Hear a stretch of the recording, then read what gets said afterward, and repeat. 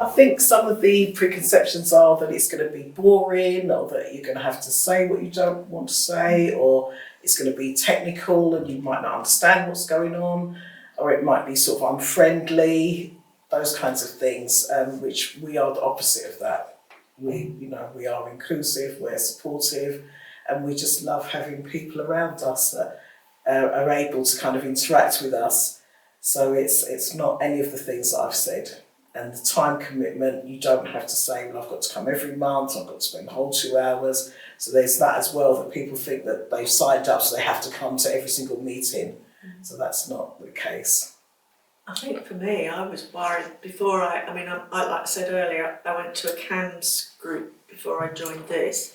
But before I went to the CAMS group, I sort of had an idea in my head that support groups were people sitting around crying and sometimes there are a few tears in our group, but it's not like that at all.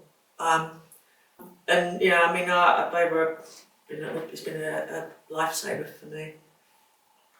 With the carers group, the thing I've always heard is like, oh, I don't want to share everything. And whilst some might choose to share, you really don't have to. You don't have to say your loved one's name or anything.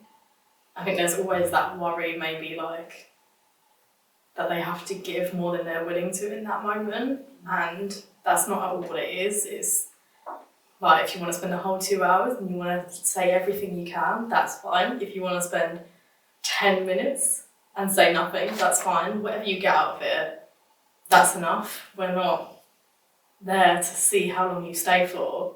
We're there to try and give you a way to feel supported and not feel alone, and just have a space that's actually safe, and like that dark humour sometimes, or that space to cry. I just think having someone that gets it is the biggest thing.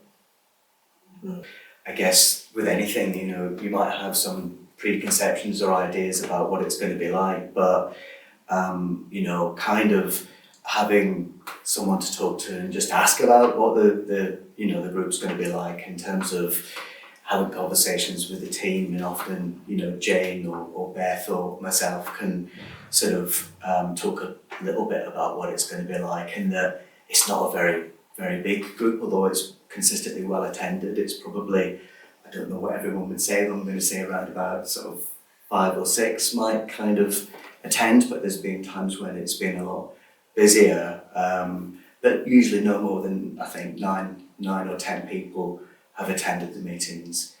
And also sometimes, there can be some preconceptions about what an online meeting is going to be like, how it might work well, or how it might, be, I suppose, slightly different to other kinds of meetings that, might come readily to mind. But I think everything seems to work quite well, and I guess as well, it's often a really good resource. I think the group's a really good resource in that I think when things can be really difficult, it could be the last thing you want to do is sort of come and maybe kind of hear or talk about some things which could be difficult experiences that you might be having at the time. But I think, from my perspective, the conversations that people have brought, the questions, there's often, somebody kind of, ready to kind of give a response, whether it's offering kind of some shared experience or some mutual support, or whether or not it's kind of highlighting some resources, or kind of, having a conversation responding to that kind of question. So yeah, I think these are the sorts of things often I kind of have in mind when thinking about reasons people may want to or not want to come to a carers group. I think that's one of the really positive things about the group, in that we do both the sort of emotional support side of things and also the practical support. So it's that really nice combination. It's not a therapy group where everybody has to sort of sit and share everything, but people can share as much as they want, and also get really good advice from people that have been through the system and understand how it works, and can give advice on where to go and where not to go. I don't know if one of the expectations might be, oh, if I go once, I've got to keep going. And I suppose what I would say to everybody is, feel free to come along and give it a try. You don't know what it's going to feel like, but feel free to come and see what it's like. And if people don't want to come back, they don't need to come back. I think it's always worth coming along finding out for yourself whether it's going to work for you. I think the definition of a carer, like even if we have carers that are so involved, like they're living in the same house, they're attending every meeting. We also have carers attend that aren't really getting any information because their loved one isn't in a place where they want to share.